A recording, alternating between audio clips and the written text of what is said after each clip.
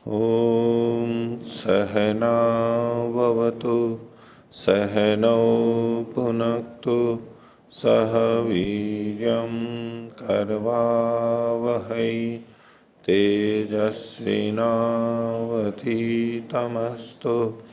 मा विद्विषावहै। ओम शांति शांति शांति।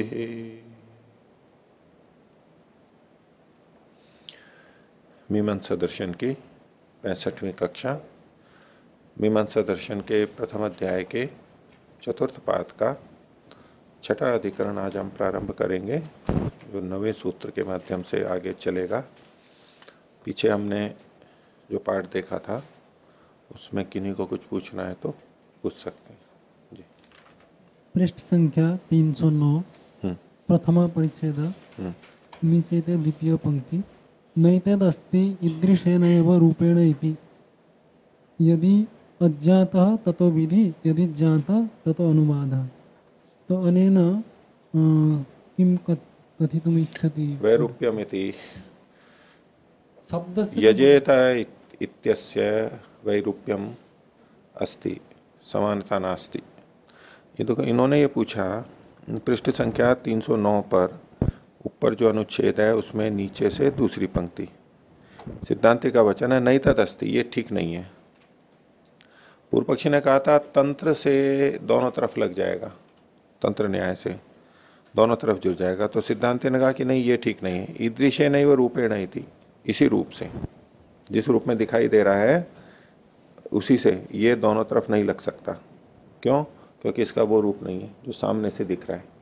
क्या कि हाँ, पूर्व पक्षी तो बदती शब्दस्य स्वरूपम यजेत यजेत स्वरूपाणाम एक से एक विभक्ति। हाँ, सिद्धांति तस्य अर्थ अनुसारी निषेधम करोति। हाँ, एक ज्ञात यजेत शब्द, एक अज्ञात यजेत शब्द।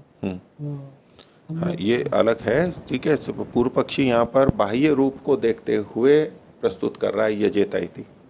आप बताएंगे व्याकरण में जो स्वरूपाणा में एक शेष एक विभक्त होता है वहां पर बाहर के रूप वालों का एक रूप हो जाता है, या समान वो समान अर्थ वाले भी होने चाहिए, या भिन्न अर्थ वालों का भी एक शेष हो जाता है। अब व्याकरण की दृष्टि से देखो, व्याकरण में इस विषय में चर्चा नहीं आती है। व्याकरण में इस विषय में चर्चा नहीं आती। वहां केवल इतना ही तो है कि स्वरूपाणा में एक शेष एक विभक्त हो, एक विभक्ति हो तो समान रूप वालों में एक शेष हो जाता है, एक शेष हो जाता है, यानी एक जैसे हो। जैसे हमने सामान्य उदाहरण ले लीजिए, एक जगह रामः लिखा हुआ है, दूसरी जगह फिर रामः लिखा हुआ है, तो दो रामः लिखे हुए हैं, तो इसको हम एक शेष कर सकते हैं ना। तो एक शेष करके क्या बनेगा? एक शेष का मतलब है एक ही बचता है, दो नहीं बचेंगे। दो शब्द हैं रामः और रामः, उसकी जगह पे रामो बन जाएगा, रामो बनेगा। द्विवचन का प्रयोग करेंगे वहां तो यही होगा, या उसमें नपुंसकलिंग में एक वचन भी आएगा, एक शेष हो जाएगा। और कोई उदाहरण इसका? हाँ, तो वृक्ष वृक्षः वृक्षः वृक्षः वृक्षः, तीन वृक्ष हैं, तीन वृक्ष शब्द हैं, उसको इकट्ठा एक ही शेष कर दिया उसका, सब अलग अलग शेष नहीं। तो जिनका समान रूप होता है उनको एक शेष कर दिया जाता है। लेकिन रामः लक्ष्मणः, अब इनको एक शेष नहीं कर सकते। राम लक्ष्मण तो बोल सकते हैं, लेकिन रामो नहीं बोल सकते इसको, राम और लक्ष्मण को। ठीक है, तो वहां जो कथन है वो शब्द के रूप की दृष्टि से है। ठीक है, अब क्या वहां पर अर्थ की भिन्नता रहती है उन शब्दों में? कुत्रचित भवति यथा माता च पिता च पितरौ, वो अलग चीज है, वो अलग चीज है। वो फिर पिता मात्रा वो तो अलग सूत्र है? स्वरूप से भिन्न होते हुए भी एक शेष कहां होता है? तो स्वरूपाण में एक शेष एक विभक्त, वृद्धो युना तल्लक्षण चेदेव विशेष है, स्त्री पुंवच्च पुमान स्त्री आदि जो आगे के हैं, ये तो एक अलग बात हो गई। यहां तो स्वरूप को बताते हुए चल रहा है, वहीं तक सीमित रहे। जहां हम स्वरूप के होते हुए एक शेष करते हैं वहां अर्थ की भिन्नता होती है या नहीं होती है? यद्यपि व्याकरण में और वहां इसका कोई प्रसंग नहीं आता है कि अर्थ की भिन्नता है या नहीं, चर्चा ही नहीं है। आपको ये पहली बार सुन रहे होंगे आप यहां पर, क्योंकि तो अर्थ मीमांसा वाला अर्थ का शास्त्र है, वाक्यार्थ बोध का शास्त्र है, तो अर्थ को तो ये ध्यान में रखता ही है। वहां शब्द के रूप को ध्यान में मुख्य रखा जाता है, अर्थ भी रहता है लेकिन गौण रहता है वहां पर। वहां जितने भी उदाहरण हैं उनमें कोई ऐसा उदाहरण है जिसमें अर्थ की भिन्नता थी और एक शेष हो गया हो? रूप एक ही था, एक शेष हो गया और हमने इतना ही पढ़ा है, लेकिन क्या वहां अर्थ की भिन्नता भी है? उनके वहां के उदाहरण देख लीजिए आप, अर्थ एक ही रहेगा ना। बालकः बालकः बालकः बालकाः, वो बालक जाति वहां पर प्रयोग हो रही है। ऐसे कहीं भी ले लीजिए आप, जितने भी हैं, अर्थ की समानता है ना। तो पूर्व पक्षी केवल बाहर के रूप को देख करके कह रहा है कि तो एक जैसे हैं और दोनों जगह लग जाएंगे, लेकिन सिद्धांती चूंकि तो अर्थ की बात कर रहा है कि बाहर का रूप एक ही दिख रहा है लेकिन अर्थ भिन्न है। आप यूं बताओ, जैसे कि अश्वः जो व्यास भाष्य में और शब्द होते हैं, अजापया आदि जो हम शब्द बोलते हैं, तो उसमें एक ही शब्द के अनेक अर्थ होते हैं, उनका एक शेष हो जाता है क्या? कहीं कोई उदाहरण मिलेगा? अश्वः, अजा, ठीक है, ये जो ऐसे शब्द हैं जो अनेक अर्थ वाले हो सकते हैं, मतलब एक सुबंत और एक तिगंत है लेकिन स्वरूप है, उनके एक शेष का कोई उदाहरण मिलता है क्या? बाहर का रूप तो एक ही जैसा है, अर्थभेद होता है, इसलिए एक शेष नहीं मिलेगा। तो व्याकरण भी इस बात को मानता है, महाभाष्य में भी, और इसमें इसका विरोध नहीं मिलेगा। ये जो यहां बात कही जा रही है ये भिन्न बात है कि वहां कहा नहीं गया है इसको कि अर्थ भी वही होना चाहिए, लेकिन आपको उदाहरण सारे ऐसे ही मिलेंगे। और आपको ये ना पढ़ा हुआ होता और आपको वैसे ही कोई पूछता ना कि ये तो एक अश्वः, तो न श्वः अश्वः और एक अलग टुओश्वी वाला अलग, यानी एक क्रियापद और एक नाम पद, ये है, इनका एक शेष हो सकता है नहीं हो सकता है? अगर कोई ये पूछ ले विद्यार्थी तो आप क्या उत्तर दोगे अपने ज्ञान से? यद्यपि एक लिखा नहीं है लेकिन फिर भी आप एक उत्तर दोगे, क्योंकि आपका एक समझ बनी हुई है व्याकरण की महाभाष्य पढ़ने के बाद में। आप हाँ दोगे उत्तर या ना दोगे? ना में बोलोगे ना? क्यों बोलोगे ना में? आपसे पूछे क्या कारण था, आपने ना में क्यों बोल दिया? एक विभक्ति नास्ति तत्र स्वरूपाणाम एक शेष एक विभक्तौ विभक्ति। चलो उस दृष्टि से आप कह लो तो वो विभक्ति बदलने से अर्थ हो गया ना। आप केवल बाहर का रूप देख रहा है वो पूछने वाला तो तो एक विभक्ति होनी चाहिए, एक विभक्ति के साथ साथ अब यहां तो चलो विभक्ति भी एक हो गई, ठीक है, आपका उत्तर एक हो गया कि भाई आप विभक्ति भेद से आप देख रहे हो, विभक्ति भेद से देख रहे हो, लेकिन फिर भी यहां अर्थ भी एक ही होना चाहिए, इसमें छुपी हुई बात है, तब हम एक शेष कर सकते हैं।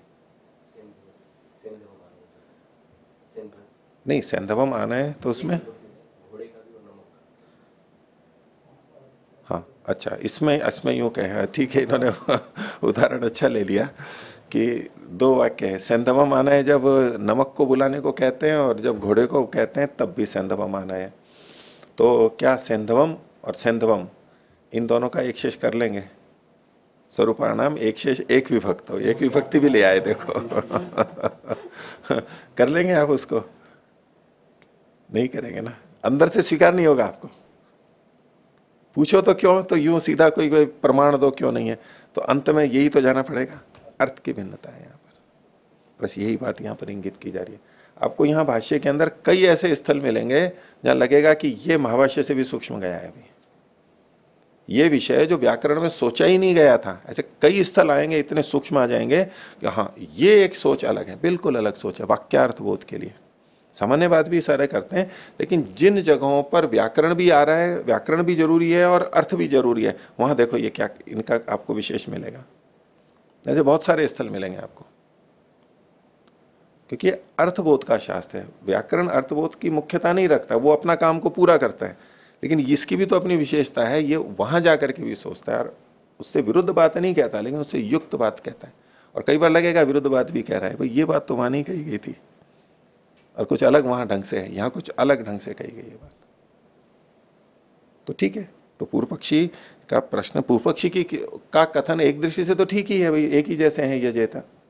इसने क्या कह दिया कि एक यजेता तो अविज्ञात है और एक यजेता ज्ञात है, विज्ञात है, तो इसलिए इनका एक शेष नहीं होता है, हो सकता है रूप अलग अलग है। ये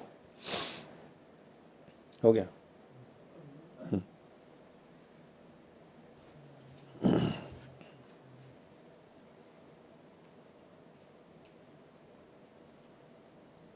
संख्या 310 310, हाँ, उपरितः द्वितीय पंक्ति प्रकरणात् संबंध है प्रकरणात् संबंध द्वितीय पंक्ति। हाँ, प्रकरणात् संबंध स्वराज्य कामस्य यागेन इति चेत्।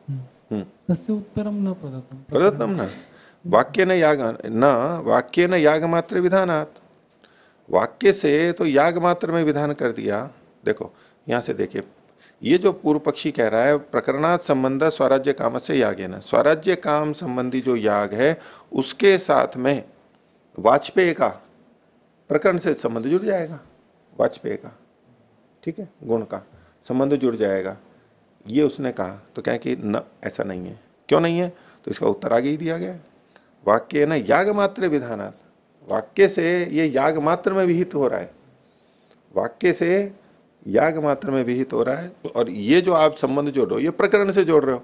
यद्यपि ये खोला नहीं गया है यहां पर, लेकिन तात्पर्य यही है। वो मैंने कल बताया ही था कि ऐसे में हमें देखना है कि वहां तो वो प्रकरण से लगा रहा है और ये वाक्य से लगा रहा है, तो प्रकरण और वाक्य में से बलवान कौन है? तो वाक्य वाला प्रकरण बलवान बना जाकर के वो अर्थ लगेगा। यही तात्पर्य है यहां पर।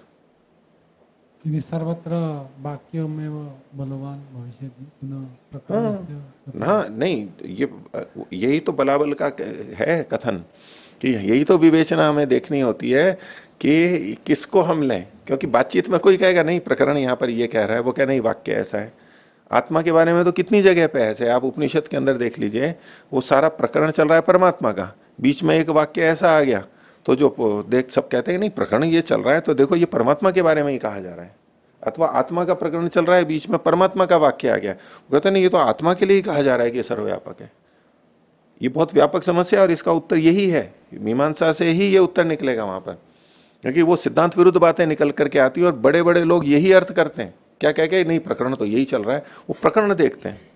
और प्रकरण अपने आप में महत्वपूर्ण है, प्रकरण अपने आप में महत्वपूर्ण है। कितनी जगह हम प्रकरण के आधार पर ही निर्णय करते हैं, लेकिन ये वाक्य बलवान होता है। इसका एकमात्र उत्तर है उपनिषद के कई स्थलों को लेकर के आत्मा विभू है या परमात्मा एक देशी है और आत्मा परमात्मा एक है, ये कई जगह आपको मिलेगा कि यहां घालमेल हो रहा है।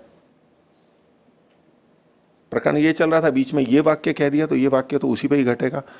प्रथम दृष्टिया सामान्य व्यक्ति भी और विद्वान भी, जिसने मीमांसा नहीं पढ़ा है और इस उत्तर को नहीं जानता है, वो सब यही लेंगे और आपको ऐसे सुनने को मिलेगा और आगे भी मिलेगा, मिला होगा और आगे भी मिलेगा आपको।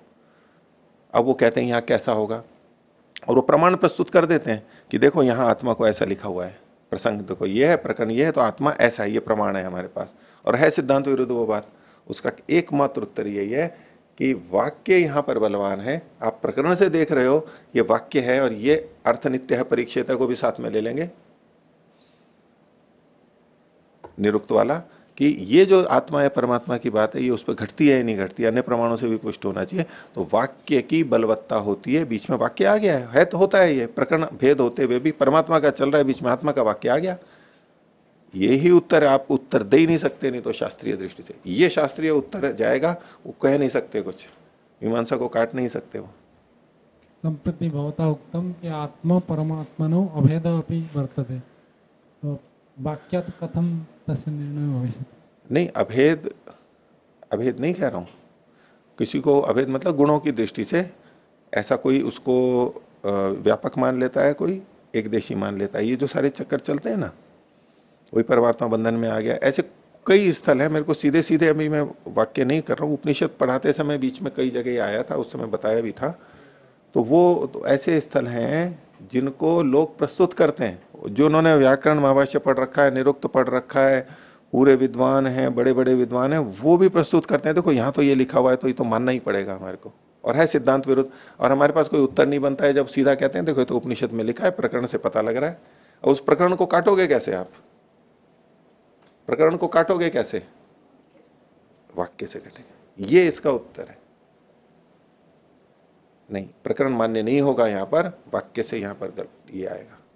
इसी तरह उद्देश्य और विधेय का भी था। मैंने आपको वो परमात्मा के आकाशवत विभुत्व और वो जो है ना विभान वाहन आकाश तथा च आत्मा, ये जो सारा करके वैशेषिक वाला जो था उसको लग करके आत्मा भी विभू है तथा च आत्मा करके, इसका उत्तर भी मीमांसा से ही निकलेगा, नहीं तो वैसे उत्तर ही नहीं आता। वो सब प्रस्तुत करते थे बड़े बड़े कि नहीं देखो यहां स्पष्ट लिखा हुआ है, जितने बड़े से बड़े हो सकते हैं ना, उन बड़ों में से बात कर रहा हूं। आर्य समाज में सब पढ़े हुए पढ़ाने वाले वो भी यही प्रस्तुत करते हैं। आप कैसे उत्तर दोगे उनको? इतनों के सामने बोल ही नहीं सकते आप। वो कहेंगे नहीं यही अर्थ आ रहा है और कोई मानने वाला नहीं है। लेकिन आप प्रमाण क्या दे सकते हो? देखो यहां उद्देश्य और विधेय क्या है, वहीं पकड़ लेंगे बस। वो कोई नहीं बोल सकता है इसमें। विभवान महान आकाश है में पहली बात तो ये बताओ कि उद्देश्य और विधेय क्या है। यही उत्तर दिया गया था वो गोष्ठी में, कोई नहीं बोल सकता उसका उत्तर। कोई नहीं, चुप, कोई नहीं दे सकता। और इसके अलावा कोई उत्तर देना चाहे तो उत्तर दे नहीं सकते। वो कहेंगे नहीं देखो आकाश को यहां विभू कहा गया है, और वैसे ही आत्मा भी विभू है। ये बहुत बड़ा पक्ष है, छोटी मोटी बात नहीं है। अब यूं हम करेंगे तो उत्तर पता लग जाए तब तो लगेगा कि हाँ ठीक है चलो ये उत्तर हो गया। लेकिन जब तक उत्तर नहीं पता है मीमांसा से, तब तक यूं लगेगा ना तो कि बड़े बड़े भी इसमें इस स्थिति में, और उनका क्या उत्तर दिया जाए। उनके सामने चुप रहने के अलावा कोई उपाय नहीं है हमारे पास। उनकी इतनी ख्याति रहती है, इतना ज्ञान रहता है, उनके इतने बड़े बड़े शिष्य रहते हैं, अब बोल नहीं सकते उनके सामने। कोई सुनने वाला नहीं होगा, कोई आधार नहीं, वो भी नहीं कहेंगे। बोले बताओ कारण क्या है। तो क्या इस सूत्र से पता लगता है विभवान महान आकाश है तथा च आत्मा। ये वैशेषिक दर्शन चलेगा तब भी देखेंगे विस्तार से।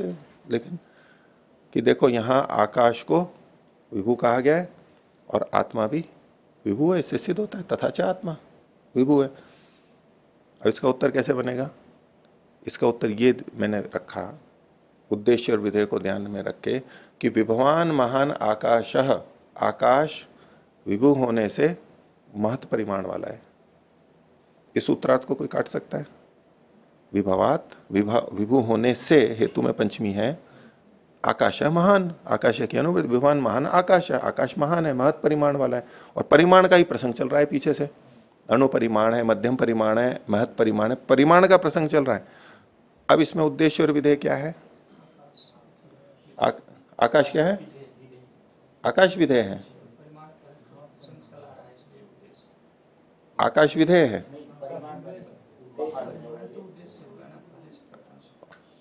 नहीं, परिमाण का तो प्रसंग चल रहा है, लेकिन महत परिमाण है। देखो मैं वाक्य बोलता हूं, ध्यान दो। उद्देश्य विधेय को देखना है, परिमाण का प्रसंग चल रहा है। आकाश विभू होने से महत परिमाण वाला है, आकाश विभू होने से महत परिमाण वाला है। इसमें उद्देश्य और विधेय बताओ। है परिमाण विधेय होगा, आकाश उद्देश्य होगा, और विभू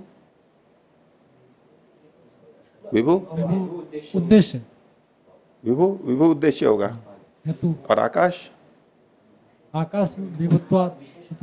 हाँ, आकाश को विभू की दृष्टि से देखेंगे तो उद्देश्य में है, और आकाश का महत परिमाण सिद्ध कर रहे हैं। तो आकाश नहीं, आकाश को हम जानते हैं, आकाश का वर्णन आ चुका है, और वो विभू होने से महत परिमाण वाला है। तो महत परिमाण है, ये विधि है, और विभू क्या है?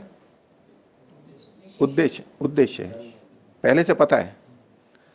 विभू होने से वो महत परिमाण वाला है, ठीक है। अब तथा च आत्मा, वैसे ही आत्मा है। वाक्य पूरा करो। वैसे ही आत्मा है मतलब वैसे ही आत्मा महत परिमाण वाला है। हेतु भी तो लगेगा, हेतु भी तो लगेगा भाई। जैसे आकाश विभू परिमाण वाला होने से, नहीं, जैसे आकाश विभू होने से महत परिमाण वाला है, वैसे ही आत्मा विभू होने से महत परिमाण वाला है। ये अर्थ बनेगा ना। अभी यूं लग रहा है कि उनके पक्ष में जा रहा है ये अर्थ, ऐसा नहीं। अभी देखो इस अर्थ तो ये बनेगा ना, इसमें अर्थ में कोई दिक्कत है क्या? विभू होने से आकाश महत परिमाण वाला है, वैसे ही आत्मा भी विभू होने से महत परिमाण वाला है, ठीक है। अब आत्मा में ये दिक्कत है कि या जीवात्मा लें या परमात्मा लें। तो ये लोग क्या कहते हैं, तथा च आत्मा से देखो स्पष्ट लिखा है कि आत्मा विभू परिमाण वाला है, या परमात्मा, और ये तो कहा नहीं, आत्मा तो आत्मा एक ही है, बस वो विभू परिमाण वाला है। तो भाई पहली बात तो विभू परिमाण यहां पर विधेय नहीं है। अगर यहां विभू विधेय होता कि आकाश विभू है, ऐसे ही आत्मा भी विभू है, ऐसे आत्मा का विभुत्व भी विधेय होता, प्रतिपादित किया जा रहा होता, जैसे आकाश का विभुत्व प्रतिपादित किया जाता है, तो आपका कथन ठीक होता। कि देखो यहां आत्मा को विभू कहा गया, भाई यहां विभू को विधेय नहीं कहा गया है, विहित नहीं किया जा रहा है, प्रतिपादित नहीं किया जा रहा है, इसलिए आत्मा इससे विभू कहा जा रहा है, ये तो सिद्ध नहीं होता है। पहली बात तो विहित कहीं किया ही नहीं जा रहा है, आप अर्थ ही गलत ले रहे हो, यहां विहित ही नहीं है। तो बोले अच्छा चलो विहित नहीं हो रहा है, लेकिन आत्मा विभू, ये तो है ना, विभू होने से आत्मा महत परिमाण वाला है, तो विभू होने से महत परिमाण तो सिद्ध हो ही रहा है। तो भाई जो आत्मा विभू है वो महत परिमाण वाला होगा, जो आत्मा विभू है वो महत परिमाण वाला होगा, और जो आत्मा विभू परिमाण वाला नहीं है वो महत परिमाण वाला नहीं होगा। अब आत्मा का विभुत्व आप सिद्ध करो। अगर आप ये कहते हो कि जीवात्मा विभू है तो बताओ कहां लिखा हुआ है। आप अगर आत्मा का, जीवात्मा का महत परिमाण भी सिद्ध करते हो तो पहले आपको विभुत्व लाना पड़ेगा, और वो विभुत्व यहां से सिद्ध नहीं होगा, क्योंकि यहां पर उद्देश्य है, ये कहीं और से आपको लाना पड़ेगा। वो बताओ, वो उनके पास है नहीं, वो इसी को विहित मान करके, प्रमाण मान के प्रस्तुत कर रहे हैं, जबकि इसमें ये उद्देश्य के रूप में आया है। उसके लिए आपको दूसरा प्रमाण प्रस्तुत करना पड़ेगा। क्या वैशेषिक में, पहले वैशेषिक में पूछेंगे, क्या वैशेषिक में कहीं आत्मा को विभू कहा गया है, ताकि इसको यहां उद्देश्य के रूप में लें। भाई उद्देश्य के रूप में विभू को ले रहे हैं तो कहीं ना कहीं कहा गया होगा। तो सबसे पहले देखेंगे इस शास्त्र में कहां पर कहा गया है। तो वैशेषिक में कहीं पर भी आत्मा को विभू परिमाण से नहीं कहा गया है। तो फिर ये उद्देश्य कैसे बन गया, जब कहीं कहा ही नहीं गया है। तो अविहित है तो ये तो विधेय होना चाहिए था, नहीं, यहां है तो उद्देश्य ही। इसका मतलब है पूरे वैदिक वांग्मय से दूसरी जगह से लिया जाएगा। ये कोई अकेला शास्त्र नहीं है वैशेषिक दर्शन, ये पूरी वैदिक परंपरा में का एक अंश है, दर्शनों का भी एक अंश है। तो आत्मा का विभुत्व दूसरी जगह से यदि सिद्ध होता है तो आप कर सकते हो। तो अब इसमें इससे क्या किया, पहली बात तो इन सूत्रों से आत्मा का विभुत्व जो प्रमाणित कर रहे थे कि इन सूत्रों से पता लगता है, पहली बात तो वो खंडित हो गया। यहां आत्मा का विभुत्व प्रतिपादित किया ही नहीं जा रहा है, ये तो उद्दिष्ट है यहां पर। अब अगर उसका यहां विहित क्या किया जा रहा है, महत परिमाण, तो महत परिमाण विहित किया जा रहा है, तो विभुत्व कहीं और होना चाहिए न, विभुत्व दूसरी जगह से ला नहीं सकते वो दूसरी जगह, बल्कि उस परमपिता परमात्मा का विभुत्व कहा गया है, तो उसका विभुत्व चूंकि दूसरी जगह कहा गया है, तो उसी आत्मा को महत परिमाण वाला यहां पर कहा जाएगा। तो यहां जो आत्मा शब्द है जिसको महत परिमाण वाला कहा जा रहा है वो परमात्मा का वाचक है, ये जीवात्मा का वाचक नहीं है। अब कई बार ये समस्या आती है, तो ब्रह्ममुनि जी ने वहां पर फिर योग विभाग करके दोनों तरह से करा, विभवान महान आकाश तथा च आत्मा, और अगला सूत्र न तदभावात अणुमन, उसका भाव होने से, यानी विभुत्व का भाव होने से मन अणु है। तो बोले परमात्मा परक अर्थ तो ऊपर वाले से ले लेंगे, और तथा च आत्मा में जीवात्मा जब अर्थ लेंगे तो नीचे वाले से ले लेंगे। तदभावात यानी विभुत्व का भाव होने से मन अणु है, तो ऐसे ही जीवात्मा भी विभुत्व का भाव होने से अणु वाला है। ब्रह्ममुनि जी ने यह समाधान किया था, क्योंकि सिद्धांत तो करना ही है रक्षित, लेकिन तथा च आत्मा को नीचे से ले लिया, ऊपर से ले लिया, एक ये समाधान है, उसको भी रखते हैं, लेकिन ये और अच्छा समाधान है, क्योंकि ऊपर के सूत्र को तथा च आत्मा को नीचे से लेकर के हम करना, वो जटिल कल्पना है, वो जटिल कल्पना है। ऐसे अभी किससे निकला, मीमांसा से निकला, क्योंकि एक समझ हमारी बन जाती है कि अच्छा ये इसको विहित कर रहे हैं, यहां विधि हो रही है, तो विहित है या नहीं है, दिमाग में आ गया, अरे ये तो विहित ही नहीं हो रहा है, ये तो प्रमाण ही घट गया। अब ये बात छोटी सी है बिल्कुल, अब हमने समझ ली तो हमें तो आ रही है समझ में। दूसरा तो यही समझेगा, वो कह रहे हैं देखो यहां पर विभुत्व का विधान क्या किया गया है आत्मा का, बोले हाँ किया तो गया है, इसके आगे सोच ही नहीं सकता है वो कोई सामान्य व्यक्ति। अच्छे अच्छे पढ़े लिखे नहीं सोच सकते, अगर ये उद्देश्य विधेय वाली बात नहीं है तो इस नहीं आएगी दिमाग में उसके बाद, और उत्तर नहीं हो सकता, और यूं ही लगेगा कि नहीं आत्मा तो विभू है, एक गलत सिद्धांत चला जाएगा। तो वाक्यार्थ बोध में ये जो चीजें सूत्र देते हैं, ये चीजें सीधी सीधी हमारे जीवन में भले ही ना आए, कर्मकांड की बहुत सारी बातें हैं, वेद के भाष्य में नहीं आए, और कहीं हमारे को ज्यादा काम में नहीं आए, लेकिन जो प्रक्रिया है इनकी अर्थ को निकालने की, कैसे अर्थ का निश्चय करते हैं, वो सूत्र अवश्य इससे पकड़ में आ जाते हैं। और किसी भी वाक्य को जब हम देखते हैं तो एक अलग ही दृष्टि बनती है, बिल्कुल अलग दृष्टि बनती है। जिसने मीमांसा नहीं पढ़ रखा है उसकी वो दृष्टि बन ही नहीं सकती। तथा शब्द तत्र अस्ति, तथा शब्द में वो आत्मनः विभुत्व सिद्ध्यति। हाँ, आत्मा की विभुत्व की सिद्धि होती है, लेकिन ये उद्देश्य है तो कहीं विहित तो होगा। अतएव तथा शब्द यहां ये विहित नहीं है, नहीं नहीं नहीं नहीं, तथा कहते हुए भी विभुत्व विधेय नहीं हो जाता है, ये देख लो, ध्यान रख लो। तथा च आत्मा, इसमें आत्मा भी वैसा ही है, इससे विभुत्व विहित नहीं हो जाता है यहां पर, ये विहित नहीं होता है, ये उस उद्दिष्ट को ही कथन, उद्दिष्ट को उद्दिष्ट के रूप में ही ले रहा है, विहित को विहित के रूप में लेगा, ऐसे नहीं कर सकते वाक्य भेद, यहां नहीं कहा गया है। चलो ठीक है, तो क्या चल रहा था, प्रकरणार्थ। हाँ, तो ये जो निर्णय है, मैं वो उपनिषद वाला बता रहा था, उपनिषद से फिर इधर भी आ गया। तो प्रकरण को काटने के लिए वाक्य बलवान है, और ये पहले भी मीमांसा करते समय ये समस्या तो थी बार बार, वहां पतंजलि में भी, और वहां भी वो सारी बातें, उपनिषद के वचन आ रहे थे बार बार कि देखो यहां ये लिखा है, यहां ये लिखा है, उसका समाधान क्या है। ये समाधान आपने उपनिषद के समय में या वेदांत के समय में आपने देखा, ये भी अभी बाद में ही, जो शुरू में नहीं आया था मेरे भी दिमाग में, ये इसको उत्तर कैसे दें, समस्या ही बनी हुई थी कि उत्तर कैसे दें, इनका उत्तर कैसे दें। या तो प्रकरण तो ये दिया हुआ है और बल से हो जाएगा, इससे बलाबल देख करके वाक्य से हो जाएगा। तो ये इन्होंने स्पष्ट नहीं लिखा है, लेकिन वाक्य नहीं याग मात्र विधानात, बस इससे तात्पर्य हमारे को स्पष्ट हो जाता है कि यहां पर प्रकरण की अपेक्षा वाक्य को बलवान मान के कथन किया, यही उत्तर दिया गया यहां पर। क्योंकि इति चेत न करके जो बोला जा रहा है वो उत्तर ही तो है, इति चेत न वाक्य न याग मात्र विधानात। अगर कोई इसको बलाबल को नहीं समझता है तो उसको इस पंक्ति का अर्थ नहीं आएगा, वाक्य न याग मात्र विधानात, वाक्य के द्वारा याग मात्र में विधान हुआ, उससे इसका खंडन कैसे हो गया, प्रकरण से तो संबंध जुड़ ही रहा है, वो संबंध कैसे हट गया, ये उत्तर नहीं आएगा अगर बलाबल का नहीं पता है तो। वाक्य न यागमात्रेण विधान, यागमात्र यागमात्रम, वाक्य न कथम यागमात्रम। देखो, वाक्य से याग मात्र में कैसे विधान है। अब यहां जो वाक्य देखा जाएगा वो पूर्व पक्षी का वाक्य देखा जाएगा, जो उसने वाक्य भेद किया था। पूर्व पक्षी ने क्या वाक्य बनाया था, वाजपेय न यजेता और स्वराज्य कामो यजेता, ये दो वाक्य बना रखे थे।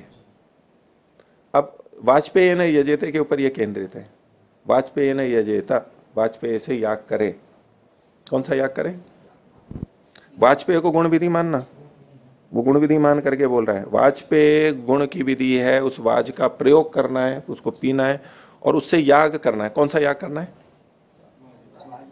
याग सामान्य, याग शब्द सामान्य जातिवाची है, विशिष्ट याग नहीं है, बस उसी को लेके कहा कि ये तो सब में विहित है, आप इसको स्वराज्य काम में ही क्यों ले रहे हो, स्वराज्य कामो यजेता, इसी में ही क्यों ले रहे हो आप। एवं तो बहुनि वाक्यानि भवन्ति दध्ना जुहोति, तत्रापि नास्ति अन्यत्, परंतु तत्र इंद्रिय कामस्य एव संबंधो भवति। इंद्रिय कामस्य तो वो तो उसका प्रयोजन बताया हुआ है वहां पर, इसलिए तत्र प्रकरणं वर्तते तेनैव संबंधो भवति। इसने वहां तो एक वाक्य है, वहां दो वाक्य नहीं की करके नहीं, दध्ना जुहोति तो एकमेव वाक्यम है, लेकिन उसके साथ में और भी वो चीजें जुड़ी हुई है ना वहां। तो यहां पूर्व पक्षी ने बनाई, अभ्युपगम से चल रही है बात सारी, सिद्धांति थोड़ा ना कह रहा है कि ऐसा दो वाक्य हैं, वो तो एक ही वाक्य मान रहा है। पूर्व पक्षी यदि दो वाक्य बनाएगा तो उससे तो प्रश्न किया ही जाएगा कि आप दो वाक्य बना रहे हो तो अलग अलग हैं, आप दो वाक्य बना रहे हो इसका मतलब उससे संबंध नहीं है। आप वो अपनी गलत बात को सिद्ध करने के लिए ये प्रयोग कर रहा है, दो वाक्य बना रहा है, तो उस पर तो जो आपत्ति आ रही है वो तो बताएगा ही ना पूर्व पक्षी सिद्धांति। नहीं, वाक्य नहीं तो बहुत नहीं भवन्ति, ब्रीहिभिर यजेत, इसी की तो सारी विवेचना है कि यहां पर हम क्यों लें, यहां पर क्यों नामधेय मान लें, क्या क्यों यहां पर हम इसको गुण विधि माने, ये सभी तो बात चल रही है, उसमें कारण बताते जा रहे हैं। अभी हमारे लिए विषय नए नए हैं सारे, ठीक है, यहाँ इस तरह कह दिया, यहाँ इस तरह कह दिया, अभी वो पूरा अंदर नहीं है। अब जब ये और अच्छी तरह से जब बार बार पढ़ने से होगा ना तो अच्छा यहाँ ये भेद है, यहाँ वो चीज हमें पकड़ में आएगी। अभी हम पंक्तियां लगा रहे हैं और अर्थ देख रहे हैं, ये कारण बता रहे हैं, ये चर्चा ही यही चला रहे हैं, इनका प्रयोजन ही यही है सारा का सारा। जो हमें विचित्रताएं लगती हैं कैसे करें, वो तो उसमें अर्थ संग्रह में भी आया भाई, जहां गुण अलग है और क्रिया की विधि अलग है, फिर भी दोनों कथन किए हैं तो गुण विशिष्ट विधि मानी गई है, अन्यत्र विधान नहीं है। इसलिए तो कहां कैसे अर्थ लेना है, बाकी जगह कौन कौन से वाक्य थे उसको ध्यान में रखते हुए वहां पर अर्थ किया जाएगा। केवल एक वाक्य को देखा कि वहां भी वैसा ही था, यहां सोमे ने ये जेता है, यहां ददना जो होती है, तो फिर तो बिल्कुल एक ही जैसा अर्थ आना चाहिए, ऐसे अर्थ नहीं बनते, यही तो बताना चाहते हैं, आसपास के वाक्य पूरे शब्द को देखते हुए कि इस वाक्य का, इस परिप्रेक्ष्य में इस वाक्य का क्या अर्थ है। हम जो सीधा सीधा देखते हैं वो तो फिर उतना तो व्याकरण की दृष्टि से होता है, सोमेन यजेत है और दतना जो होती है, तो जो भी कोई सा ले ले भाई, यहां भी है ये भी है, तो फिर एक ही बात है, यहां भी तृतीया विभक्ति है, याग का विधान किया जा रहा है, ऐसे नहीं आएगा। अर्थ के लिए आगे पीछे को तो देखना ही होगा, अन्य वाक्यों को देखना, उसके अनुसार वो अर्थ बदलेगा, एक जैसा नहीं रह सकता। हाँ 309 पृष्ठ 309। नीतितः तृतीया पंक्ति। नाम शब्दार्थस्य को अभिप्राय। एक मिनट।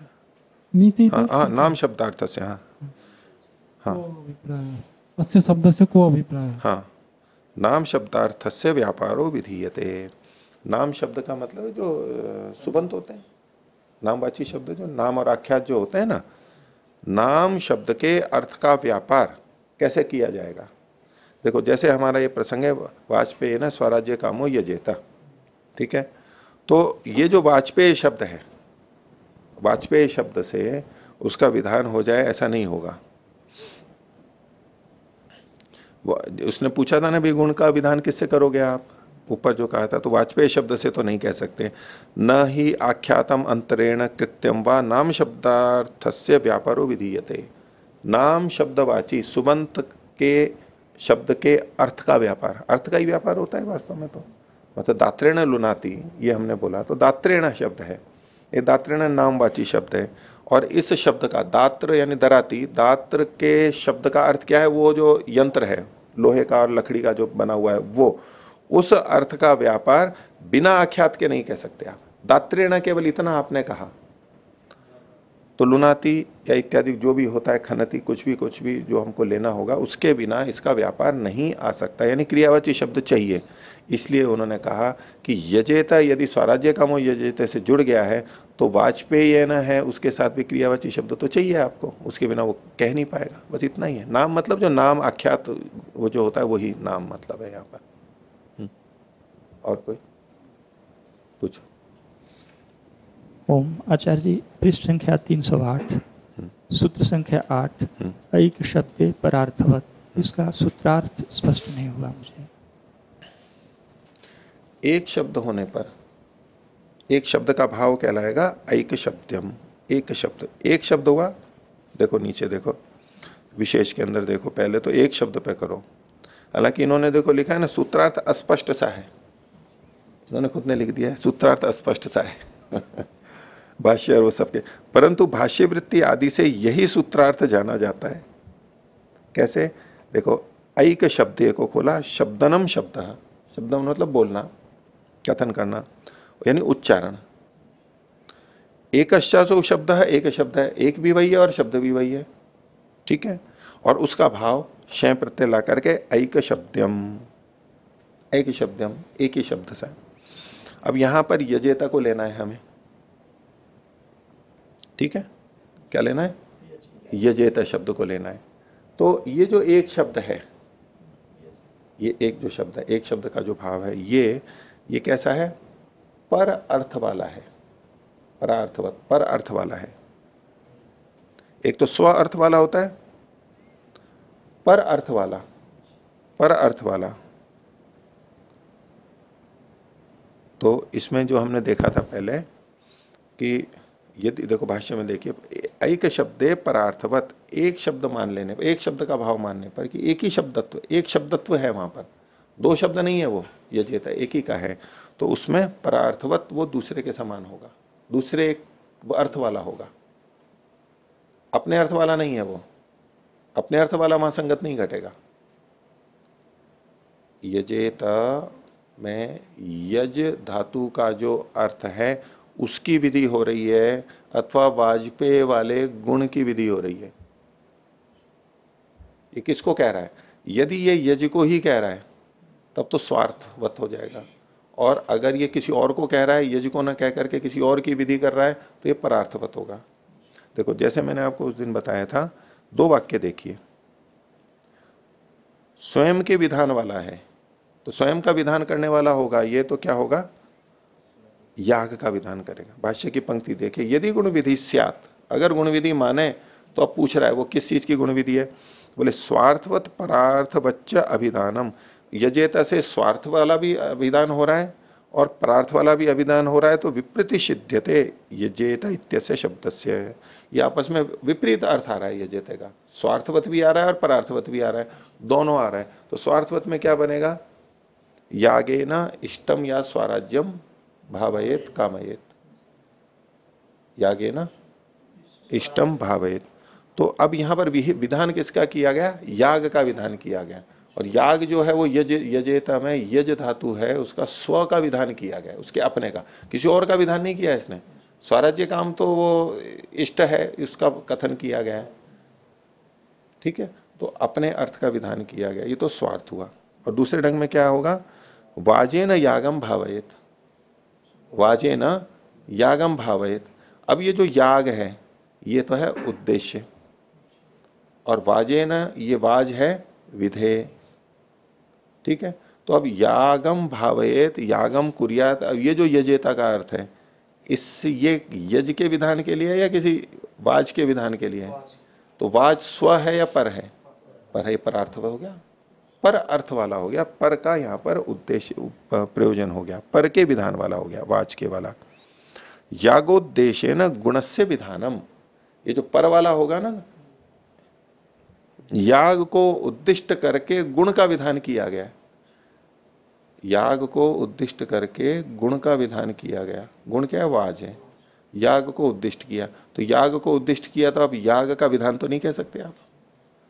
और याग शब्द, याग कहां से आएगा, यजेते में जो यज धातु है उसी से ही आएगा, तो इसका स्व को उद्दिष्ट किया है इसने, तो उसका विधान नहीं हो सकता, तो स्वार्थवत नहीं होगा, ये परार्थवत होगा। तो एक ही शब्द मानेंगे, क्योंकि यहां एक ही शब्द है, दो शब्द नहीं है। अगर दो शब्द होते तो वो दो ढंग से ले लेता कि भाई इधर स्वार्थ का विधान भी कर रहा है और परार्थ का भी विधान कर रहा है, लेकिन शब्द तो एक ही है, यहां पर दो शब्द है नहीं। तो अब उसमें से या तो इसको आप स्वार्थवत मानेंगे या परार्थवत मानेंगे, तो सिद्धांति का कहना है यहां परार्थवत है।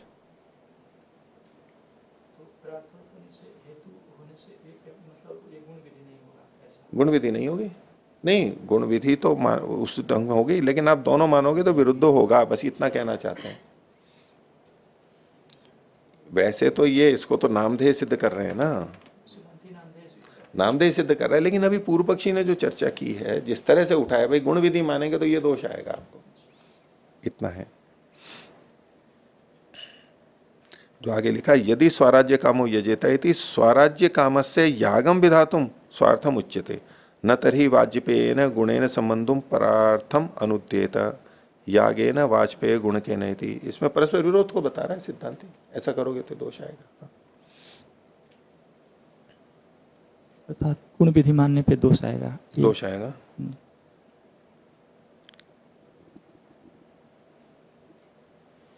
ठीक है, और कोई? हाँ,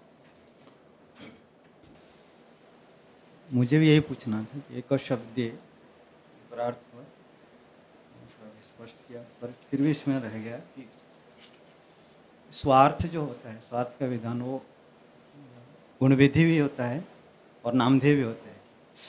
नहीं, नामधेय को तो ये अलग ढंग से सिद्ध कर रहे हैं, नामधेय तो अलग ढंग से सिद्ध कर रहे हैं, और नाम ये जो कथन कर रहे हैं नामधेय को तो अलग ढंग से सिद्ध किया, यहां उसका भी खंडन कर रहा है। यदि गुण विधि स्यात्, अगर गुण विधि हो तो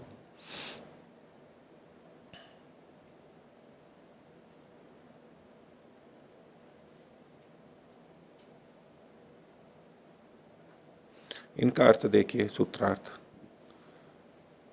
हिंदी में जो है सूत्रार्थ, वाजपेयी ने यजेत स्वर्ग कामा को गुण विधि मानने पर ऐक शब्द, एक यजेत शब्द के उच्चारण में गुण विधान के लिए ये अध्यार किया इन्होंने, गुण विधान के लिए परार्थवत, परार्थ याग के अनुवाद वाला उच्चारण मानना पड़ता है। परार्थवत कहा मतलब स्वार्थवत नहीं है, ये जो आगे उत्तर लिया ना, याग के अनुवाद वाला उच्चारण मानना पड़ता है, इसका मतलब हुआ कि स्वार्थ नहीं रहा, स्वार्थवत नहीं रहा, क्योंकि वो अनुवाद हो गया। स्व के लिए, अर्थ का मतलब है प्रयोजन, अपने लिए। तो वाक्य में प्रयोजन क्या होता है, जो विधि होती है ना, विधेय होता है, वो प्रयोजन होता है। उद्देश्य के द्वारा उसको उद्दिष्ट करके ये कहा जा रहा है।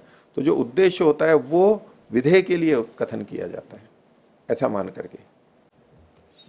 दूसरे ढंग से देखेंगे तो विधेय किसके लिए किया गया? जो उद्दिष्ट था उसको बताने के लिए किया गया, उसमें ये गुण है। लेकिन यहां वाक्य में जो उद्दिष्ट शब्द का प्रयोग किया गया वो किस लिए किया गया? विधेय को बताने के लिए, उससे संबंधित विधेय को बताने के लिए। तो याग के अनुवाद वाला उच्चारण मानना पड़ता है, अर्थात यजेत गत याग को उद्देश्य करके वाज रूप गुण का विधान किया जाता है। उस अवस्था में स्वर्ग काम पद का यजेत के साथ संबंध नहीं होता। तो सूत्र से जितना कहा गया, बाकी तो इन्होंने भाष्य से वहां पर उसको स्पष्ट किया है। आचार्य, यजेत शब्द तो एक ही है, एक ही है, फिर भी उसको एक शब्द ऐसा क्योंकि वो याद दिला रहे हैं कि चूंकि एक ही शब्द है यहां पर, एक शब्दत्व तो माना, एक ही बात कही जाएगी, वहां पर दो दो बातें नहीं कही जाएंगी। जैसा कि पूर्व पक्षी कर रहा था कि हम इसको दो वाक्य मान लेंगे। यजेता को एक बार वाजपेयी ने यजेते से जोड़ रहा था और दूसरा स्वराज्य कामा के साथ में जोड़ रहा था। वो कर रहा था ना दो जगह, बोले कि एक शेष मान, ये दो जो जोड़ रहा था। तो सिद्धांत कह रहे हैं वो एक ही है। वो मतलब कहीं एक ही शब्द मतलब दो अर्थ में भी हो सकता है, या नहीं हो सकता, दो शब्द हो सकता नहीं हो सकता, नहीं हो सकता। ये विमर्शा का सिद्धांत है कि आप यहां पर एक शब्द से एक ही अर्थ आएगा और दो विपरीत अर्थ नहीं आ सकते। आप उसको उद्देश्य भी बना लो, विधेय भी बना लो, ये नहीं चलेगा। जहां संदेह होगा वहां इसके आधार पर निर्णय ऐसे नहीं कर सकेंगे। पचती पचती, इसका एक शेष क्या करेंगे? पचता करेंगे ना, ठीक है। और यजेता यजेता का एक शेष क्या करेंगे?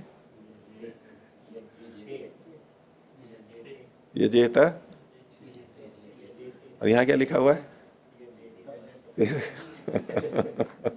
कैसे करोगे?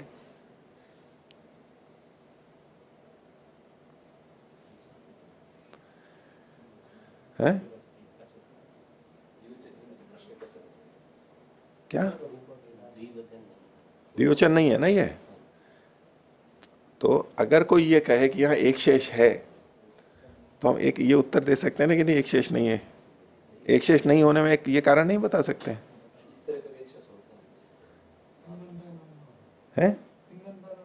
तिङंतों का नहीं होता। और सुबंतों में भी फिर वो नपुंसक अनुपुंसक ना एक बच्चास्य अन्यतरस्याम, नपुंसकम अनुपुंसकेन सह, नपुंसक अनुपुंसक के साथ एकवत होता है। नपुंसकम अनुपुंसकेन एकवच्च अन्यतरस्याम, वो विकल्प से होता है वहां पर। ऐसा होता है कुछ जगह पे कि वहां पर एक ही वत होगा, एक वत भी साथ में कह दिया ना तो आप द्विवचन नहीं आएगा, वो है। लेकिन यहां तो आप स्वरूपार्णा में एक शेष तो लगाओगे, और वहां नपुंसकम अनुपुंसकेन, और कोई वार्तिक हो तो पता नहीं मेरे को उसमें। एक नपुंसक शब्द है और एक अनुपुंसक शब्द है, अब उन दोनों का एक शेष होना है। तो वहां, लेकिन वहां तो वो एक शेष तो नहीं है ना, यहां स्वरूप वाला तो नहीं है ना, वहां तो दोनों आएंगे ना। उसका उदाहरण क्या है? नपुंसकम अनुपुंसकेन एक बच्चा से नतरस्याम, इसका उदाहरण तो हाँ, तानी इमानी शुक्लानी, ठीक है। तो चलो वो शुक्ल और वो ठीक है। शुक्ल शब्द जो है वो अलग अलग जगह आ गया। एक जगह यानी शुक्ल तो विशेषण है, इसलिए विशेष्य के अनुसार कहीं पुल्लिंग, स्त्रीलिंग, नपुंसकलिंग तीनों में आ रहा है। शुक्ल, शुक्ला और शुक्लम। शुक्ल सफेद, कोई पुल्लिंग शब्द पुल्लिंग है, शुक्ल कंबलह, और शुक्ला शाटिका साड़ी, और शुक्लम वस्त्रम। तो मूल शब्द तो प्रकृति शुक्ल ही है, लेकिन उसमें लिंग का भेद है।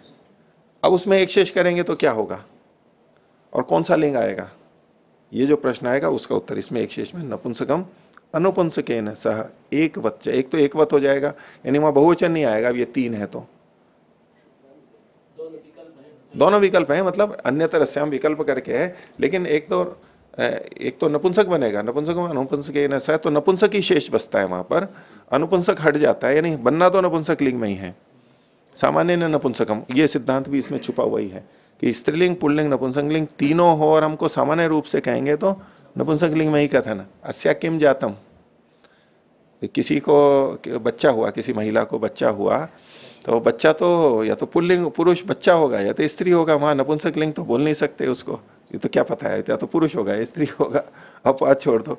तो जब कहते हैं कि इसको क्या हुआ है, अस्या किम जातम, ये पूछा जाता है, इसको क्या हुआ है, अस्या कहा जाता है, कहा जाता है, ये तो बोल नहीं सकते कि लड़का हुआ है लड़की हुई है, इसको हुआ क्या है, बस इतना ही तो पूछना है, क्या हुआ है, तो अब उसको कौन से लिंग में बोलेंगे, तो संस्कृत में बोल जाता है अस्या किम जातम। अब वो नपुंसक लिंग में बोल रहे हैं, वो नपुंसक कहां है, ये सामान्य नपुंसकम, कि जब हमें लिंग की विवक्षा नहीं होती कि पुरुष कहें या स्त्री कहें, तो ठीक है, सामान्य रूप से नपुंसक लिंग औत्सर्गिक माना जाता है। ये औत्सर्गिक, जैसे प्रथम पुरुष एक वचन का प्रयोग कर देते हैं और कुछ नहीं है तो विभक्ति लगाना है, तो नपुंसक लिंग का है भाई, ना तो हमारे को पुरुष की, भाई नपुंसक का मतलब ये थोड़ा ना कि वैसे नपुंसक है, ये नपुंसक का मतलब है न पुमान न स्त्री। नपुंसक शब्द बना कैसे है, न पुमान न स्त्री, न तो पुरुष है न स्त्री है, तो अब उसको बच्चा क्या हुआ, न तो ये कहना चाहता है कि भाई लड़का हुआ, और ना ये क्या कि लड़की हुई, न तो पुरुष का कथन है ना स्त्री का कथन है, दोनों ही नहीं है, तो क्या हुआ, नपुंसक ही शब्द आएगा वहां पर।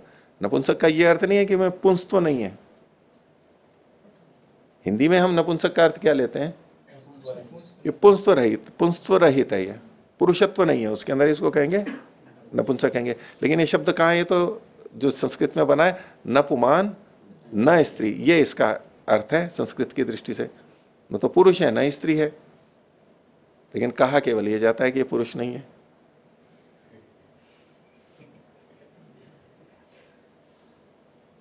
तो तस्या किम जातम औत्सर्गिक मान करके, इसीलिए यहां पर भी औत्सर्गिक लिया जा सकता है, यानी पीछे सिद्धांत वही है, उन्होंने सूत्र बना दिया है केवल। ठीक है, और कुछ? पृष्ठ संख्या 310 पे 310 भाष्य की ऊपर से चौथी पंक्ति, ये जो स्वराज्य कामस्य यागेन सह एक वाक्यताया गम्यमानत्वात्, तो इसकी व्याख्या करते हुए आपने उस समय बताया था कि ये जो एक वाक्यता है ये हमें वाक्य से पता लगी है। एक वाक्यता पता लग रही है, जो वाक्य जो हमने देखा है, लिखा हुआ उपलब्ध हो रहा है, जो स्वरूप जो हो रहा है उससे एक वाक्यता पता लग रही है। वाजपेयी न स्वराज्य काम हो जाए।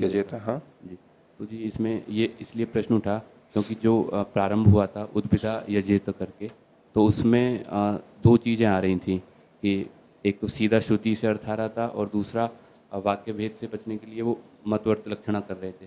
तो वहाँ पर मतवर्त लक्षणा को मतवर्त लक्षणा की अपेक्षा श्रुति को बलवान बताया था। गौरव है उसमें, जी मतवर्त लक्षणा में गौरव है, परोक्ष अर्थ आ रहा है, ये सीधा आ रहा है श्रुति से। ठीक है, ठीक इसी प्रकार यहाँ पर भी अगर ऐसा देखें कि दिखाओ, वाक्य से अपेक्षा नहीं, वाक्य की अपेक्षा किससे, श्रुति से आ रहा है। श्रुति से कहा क्या चीज आ रही है श्रुति से, श्रुति से क्या आ रही है बताओ। वाजपेयी न स्वराज्य कामो ये, हाँ, तो क्या आ रहा है इसमें श्रुति से, तो जी सीधा अर्थ तो इससे आ ही रहा है। क्या आ रहा है सीधा बताओ तो, वो सीधा अर्थ क्या है और श्रुति क्या है वो बता दो पहले आप, क्या अर्थ आ रहा है श्रुति से। वाजपेयी नामक याग के द्वारा स्वराज, मतलब जिसको स्वराज्य की कामना है वो वाजपेयी नामक याग से यजन करे। तो ये वाजपेयी नामक याग, ये कहां लिखा हुआ है इसमें, ये श्रुति कहां है यहाँ पर, वाजपेयी है ना, तृतीय है वाजपेयी के द्वारा, बस वो नाम कहां लिखा हुआ है कि ये इस नाम का एक याग है, कहां है श्रुति, वो श्रुति होती तो ये चर्चा ही नहीं चलती फिर तो। जी ये वाली समस्या तो फिर वहां पर, वहां नहीं ऐसे नहीं लो, तो वहां कैसे यही समस्या तो ऐसे नहीं, वो आप वहां अलग देखोगे, यहां पहली बात तो श्रुति नहीं है उस तरह सीधी सीधी, वहां तो उद बीज में उद और भित शब्द जो आया है ना वहां पर, वो अंदर से ही आ रहा है निकल करके, यहां नाम थोड़ा ना आ रहा है वाजपेयी ने, यहां तो वाज और पे ये तो आप ले सकते हो यहां से, लेकिन नाम थोड़ा ना ले सकते हो यहां से, श्रुति कहां है इसकी। तो ये तो प्रकरण से उसने जोड़ने का चाहा, इसने वाक्य से बताया या बलवान है। अब श्रुति है ही नहीं तो श्रुति को बलाबल में लेंगे ही नहीं हम, या केवल वाक्य और प्रकरण, श्रुति लिंग वाक्य प्रकरण, तो श्रुति और लिंग को हम ले ही नहीं रहे, यहां पर है ही नहीं, तो वाक्य और प्रकरण के आधार पर चर्चा चल रही है, उसमें वाक्य बलवान हो गया। श्रुति होती और वो वाक्य से भिन्न जा रही होती यदि, तो श्रुति बलवती होती। यदि श्रुति और वाक्य लिंग सबसे एक ही अर्थ आ रहा है तब तो बलाबल लगाने की जरूरत ही नहीं हो, तो एक ही जगह जा रहे हैं, बल्कि और प्रबल हो गया वो। श्रुति भी वही कह रही है, लिंग भी वही कह रहा है, वाक्य भी वही कह रहा है और प्रकरण भी वही कह रहा है, समाख्या भी वही कह रही है, फिर तो कोई विवाद ही नहीं है, तो सारी की सारी चीजें वही कह रही हैं, तो निश्चित यही अर्थ होगा। लेकिन जहां हमें संदेह उत्पन्न होता है वहां तो इन्हीं आधार पर निर्णय किया जाएगा कि ये अर्थ आ कैसे रहा है। ठीक है। और हाँ, पृष्ठ संख्या 310, इसमें जो तीसरी पंक्ति है, वाक्य न यागमात्रे विधानात्, ये पिछले जो प्रश्न था उसका समाधान दिया सिद्धांति ने। उसके आगे फिर सिद्धांति ने पूर्व पक्षी का कथन किया कि अस्तु यागमात्रेण संबंध इति चेत, तो ये उसी को फिर हेतु बना दिया। उसी को बना रहे हैं। अगर पूर्व पक्षी कहे तो, अगर पूर्व पक्षी ऐसा कहे तो ये दोष आ रहा है आपके, वो मानोगे तो ये दोष आएगा, ये मानोगे तो ये दोष आएगा। जो सिद्धांति का समाधान था उसको अगर प्रश्न बना दे तो है सिद्धांति का जो समाधान, सिद्धांति का समाधान अभ्युपगम से पूर्व पक्षी के लिए है केवल। ये उसने जो पूछा और उसका उत्तर दे दिया, उस पर आक्षेप की, इसमें तो ये तो हो नहीं सकता है आपका। और यदि आप ये कहो कि अस्तु यागमात्रेण संबंध, तो भाई ठीक है, यागमात्र से संबंध हो रहा है तो क्या बात है ऐसा। अब ये भी पूर्व पक्षी मान रहा है इसकी बात को, यागमात्र से संबंध है, ये वाजपेयी ने स्वराज्य कामो यजेत से पता नहीं लग रहा है। ये तो वाक्य भेद किया है पूर्व पक्षी ने, ये वाजपेयी ने यजेत, तब ये अर्थ आ रहा है। तो अपने दोष को बचाने गए कि ठीक है सबसे संबंध हो जाएगा, तो उसमें उसका भी खंडन कर रहा है।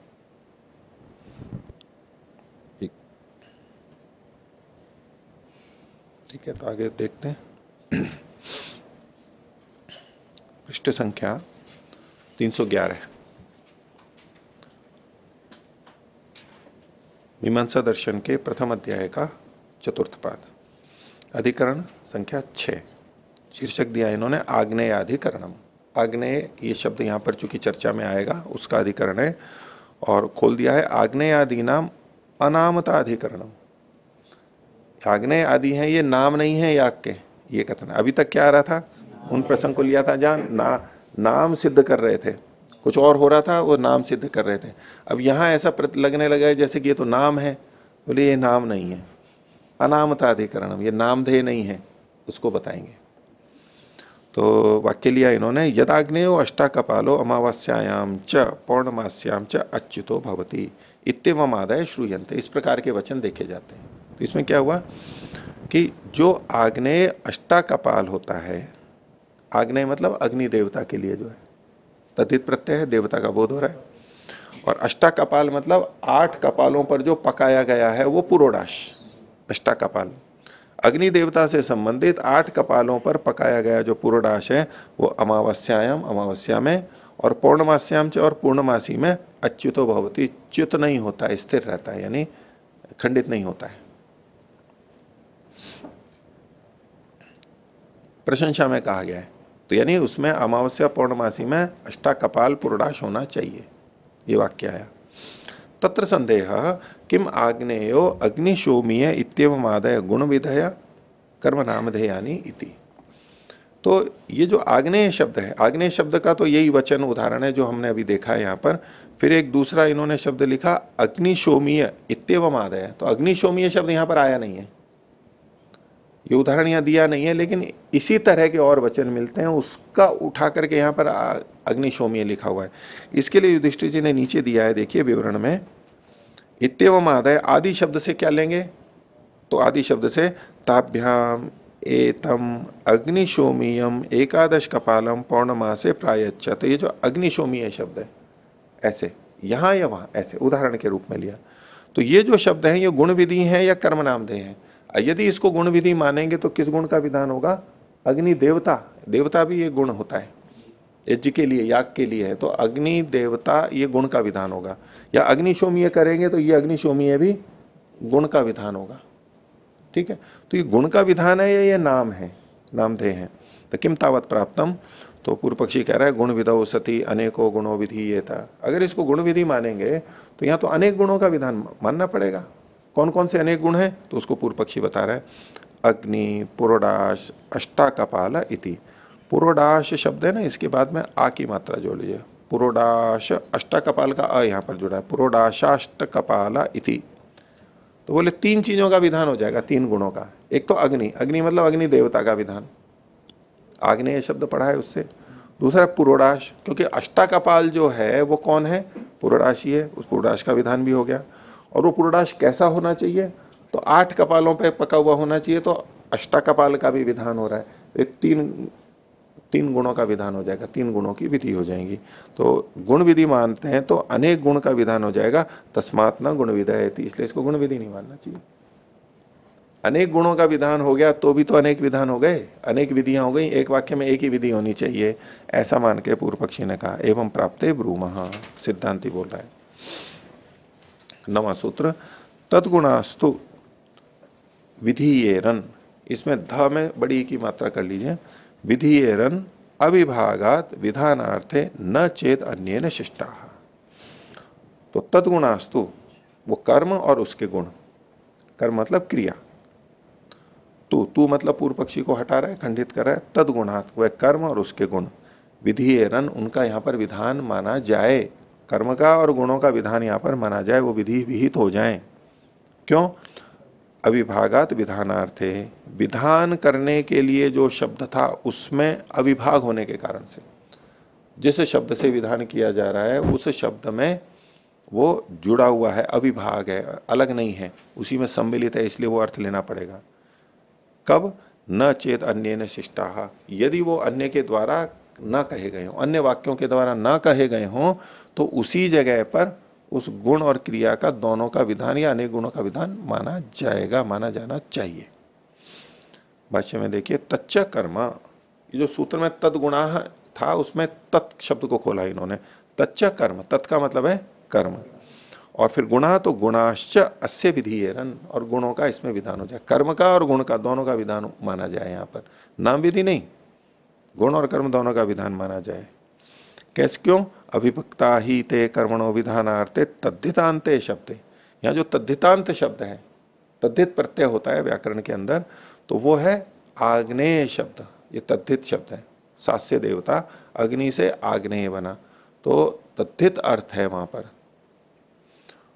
तो तद्धितांते शब्द, तद्धित प्रत्यांत जो शब्द है उसमें अभिभक्ता ही ते कर्मणो विधानार्थे, अभिभक्त रूप से वो कर्म के विधान के लिए वहां पर कहे गए हैं। तत्र ही अष्टाकपाल से आग्नेयता विधीयते, तो यहां पर किसका विधान किया जा रहा है? जो अष्टाकपाल है, 8 कपालों में पका हुआ जो पुरोडाश है, उसकी आग्नेयता का विधान किया जा रहा है कि अग्नि देवता के लिए है। स एष एवं आग्नेयो भवति, ये जो पुरोडाश है, स एष, ये पुरोडाश आग्नेय होता है, अग्नि देवता के लिए होता है। और यद अग्नये संकल्पे दीयते, जो कि अग्नि को संकल्पित करके दिया जा रहा है, ये अग्नि के लिए है। तेन अयम अनेन प्रकारेण यागो विहितो भवति, इस प्रकार से याग का